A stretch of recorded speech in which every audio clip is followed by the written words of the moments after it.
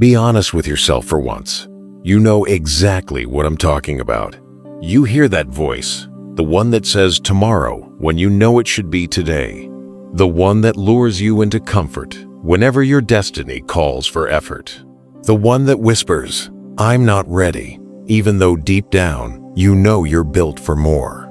And in those quiet moments, when everything slows down and you're alone with your thoughts, you can't escape the truth. You're not living as the person you could be. Marcus Aurelius, a man who ruled an empire and conquered himself, once wrote, "You have power over your mind, not outside events. Realize this, and you will find strength."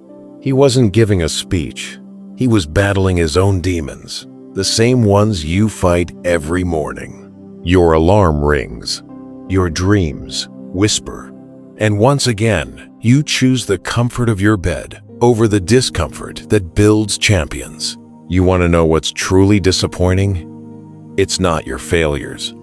It's how easily you've learned to accept them. You've made peace with mediocrity. You've grown comfortable being unfulfilled. You've turned your potential into a graveyard of what-ifs and some days. But that ends now, because what comes next is murder. Cold-blooded, deliberate execution of every weak, excuse-making part of you that's been stealing your life. The Stoics didn't just read philosophy. They lived it like their survival depended on it. Because it did. Every day was a choice. Grow stronger or die weaker. Every moment was a test. Rise or fall. You think this is just another video? No. This is a funeral for the old you. If there's still fire left in your soul, stay until we bury that weak version of yourself forever. Because the new you, the one that's emerging, won't tolerate your old excuses. Smash that like button if you're ready to declare war on weakness. Comment below the biggest lie you've been telling yourself. Share this with someone who needs a wake-up call. And don't skip a word, because what comes next might just change everything. Write this in the comments. I refuse to die as the person I am today. 1. Your comfort zone is nothing but your casket. You're dying, not someday, but right now. Every second spent hiding in comfort kills a piece of your potential. Every time you choose easy over essential, you dig your own grave with a silver spoon. Epictetus was born a slave, beaten, chained, owned, yet he became one of history's greatest teachers. How? He said, "No one can harm you without your consent." So what's your excuse? I don't have time. I don't have money. I don't have connections. Enough. You have something more powerful. Choice. But you keep choosing comfort over character, ease over excellence, safety over significance. Your weaker self has convinced you that discomfort is dangerous, that struggle means you're doing something wrong. Here's the truth that will haunt you. Everything worth having lives on the other side of discomfort. Love demands vulnerability. Success demands discipline. Respect demands courage. Freedom demands responsibility. You know what's comfortable? Scrolling through your phone while your dreams decay. Complaining about your life without doing anything to fix it. Watching others live the life you're afraid to build. You know what's uncomfortable? Waking up at 5 a.m. when your body begs for sleep. Having the hard conversations when your heart pounds with fear. Pushing forward when every part of you screams, quit. But here's the Stoic secret discovered 2,000 years ago. The weight of discipline is measured in ounces. The weight of regret in tons. 20 years from now, you'll either thank yourself for the discomfort you embraced or despise yourself for the comfort you chose instead. So ask yourself, which pain can you live with? Drop this in the comments. I choose the pain of growth over the pain of staying the same. 2. The war inside your mind. Right now, there's a battle happening between your ears, and you're losing. Two voices fight for control of your destiny. One whispers poison. You're not enough. You'll never make it. Who do you think you are? The other voice roars truth. You are stronger than you believe. You can learn. You can rise. Guess which one you've been feeding? Marcus Aurelius, carrying the weight of an empire, wrote, "Very little is needed for a happy life. It is all within your mind." He knew the real war isn't against the world. It's against the enemy within. That weak inner voice is clever. It doesn't say you can't. It says, be realistic. It says, don't get your hopes up. It says, remember last time. It sounds like wisdom, but it's fear in disguise. And it's been robbing you of your life one thought at a time. Every dream you didn't chase. Every risk you didn't take. Every chance you let slip. All started with that voice convincing you to play it safe. But here's the truth. That voice isn't even yours. It's the echo of every person who doubted you. Every teacher who underestimated you, every friend who laughed at your ambition, every family member who told you to be practical. You've been carrying their limitations as if they were your own. The voice you've been ignoring, the strong one, that's you. That's your authentic self, your soul demanding more. The Stoics called this prohairesis, mastering your perception. Watching your thoughts like a hawk stalks prey, catching poison before it spreads. From now on, you're the bouncer at the door of your mind. When negativity shows up, throw it out. When doubt tries to sneak in, shut it down. Your mind is sacred ground. Protect it like your life depends on it, because it does. 3. Your excuses are death certificates. Every excuse you make is a silent signature on the death certificate of your potential. I don't have enough experience. That's the death of opportunity. It's not the right time. That's the death of the present moment. What if I fail? That's the death of courage. I'm too old, too young. That's the death of possibility. How many dreams have you buried this week? Seneca, exiled, betrayed, stripped of everything, still wrote, "It's not that life is short, but that we waste so much of it." While you're crafting reasons, someone else is crafting results. While you're explaining why you can't, someone else is proving why they can. While you're waiting for the right moment, someone else is creating it. Excuses aren't explanations, they're confessions. Confessions that you'd rather protect your comfort than pursue your calling. And worse, your excuses aren't even original. They're recycled stories, used by millions of people who gave up before they began. I don't have connections. Neither did Oprah. I don't have money. Neither did Colonel Sanders. I'm too old to start. Grandma Moses painted her first masterpiece at 78. The heroes you admire heard the same voices of doubt you do. The difference is they buried their excuses and birthed their possibilities. You know what hides behind every excuse? Fear. Fear of failing. Fear of succeeding. Fear of being judged. Fear of the unknown. Excuses are just fear, dressed in professional language. But the Stoics knew a truth that changes everything. Action kills fear. Not thinking about it, not planning it, not talking about it, taking it. Right now, write down your biggest excuse, the one you hide behind. Then destroy it. Because from this moment forward, that excuse is dead. You are no longer the person who talks about change. You are the one who creates it. 4. Forge your soul in the fire. Pain is not your enemy. Struggle is not your punishment. Adversity is not your downfall. They are your forges, the places where strength is born. Every person you know who's addicted to comfort is weak. Every person who's never been tested is unproven. Every person who's never suffered has never met their true self. You think you want an easy life. You don't.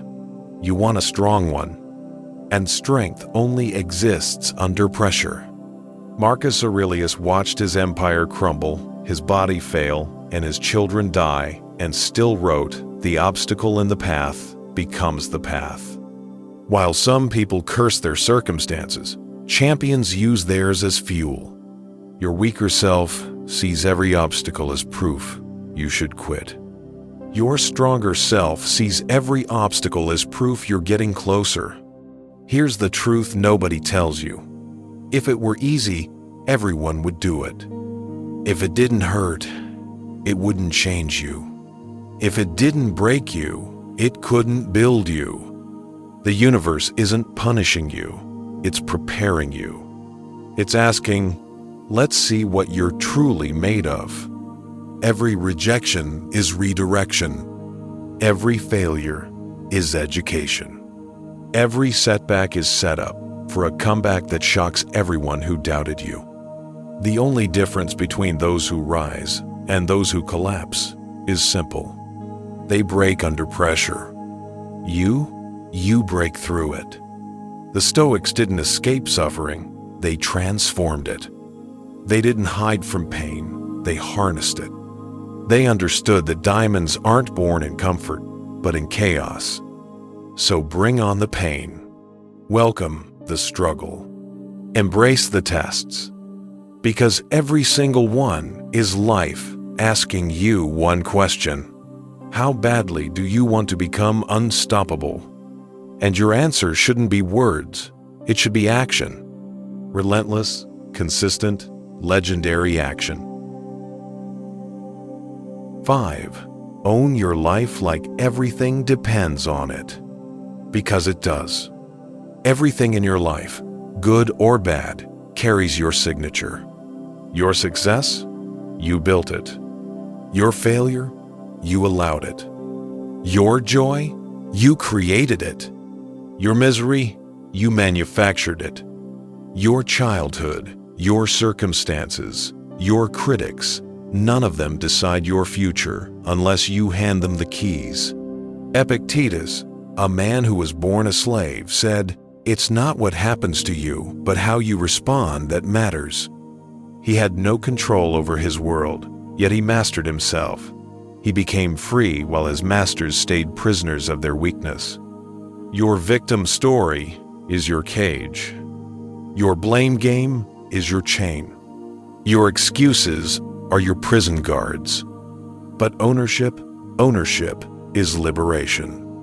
When you own your failures, you gain the power to correct them.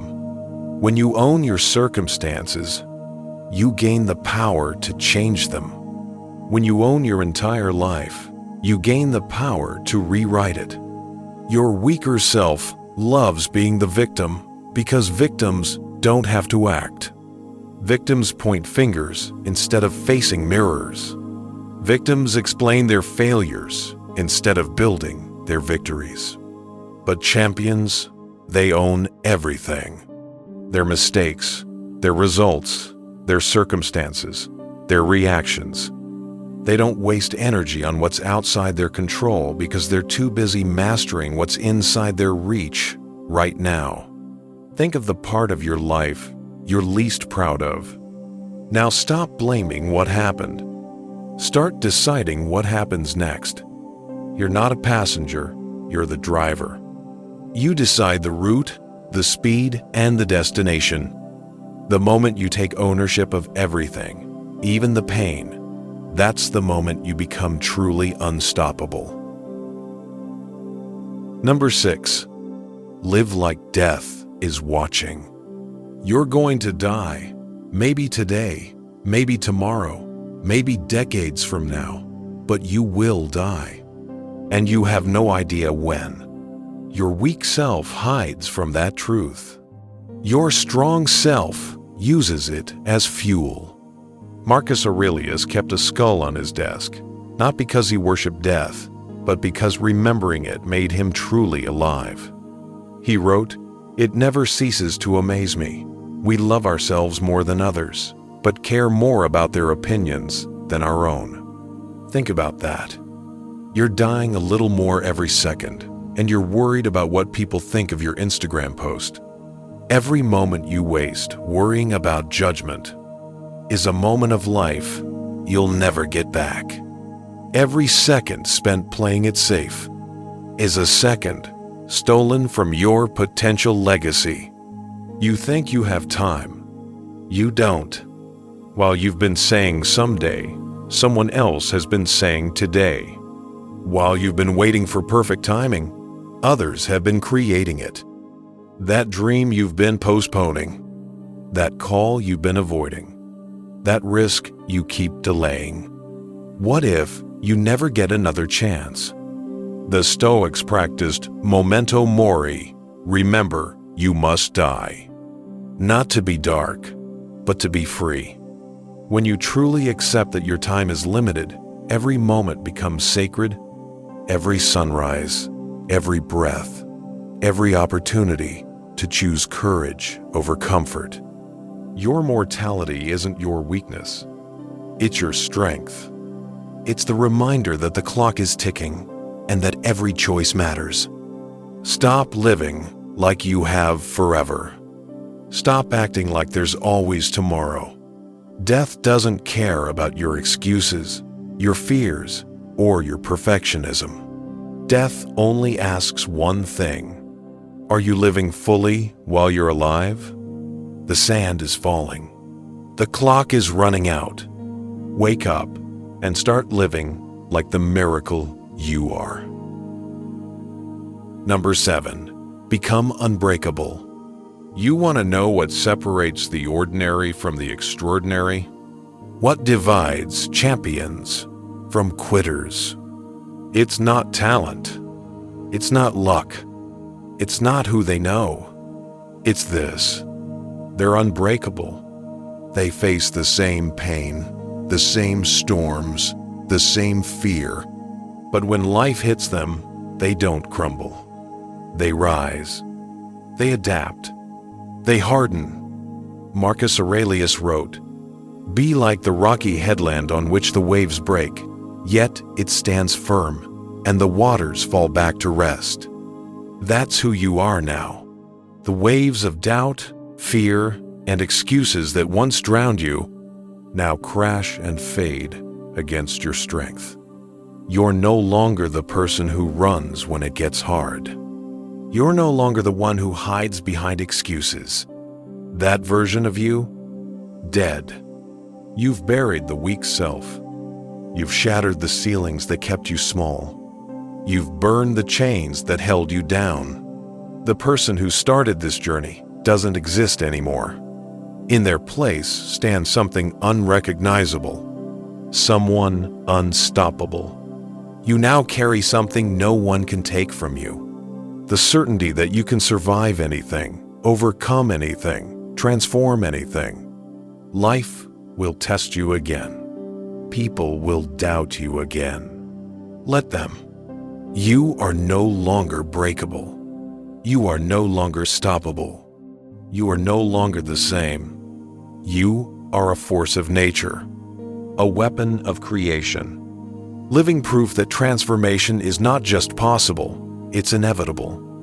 The weak version of you didn't make it to the end of this journey. They were buried under truth, burned by reality, and replaced by the unstoppable force of who you really are. Every morning, a lion wakes up knowing it must outrun the fastest gazelle or it will starve. And every morning, a gazelle wakes up knowing it must outrun the fastest lion or it will die. It doesn't matter which one you are. When the sun rises, you better be running. Your weak self thought survival was optional. Your strong self knows every day is a battle between growth and decay. There is no standing still. You're either getting stronger or you're fading away. Now, comment your final battle cry. The weak me is dead. The strong me is alive. Welcome to your new life, warrior.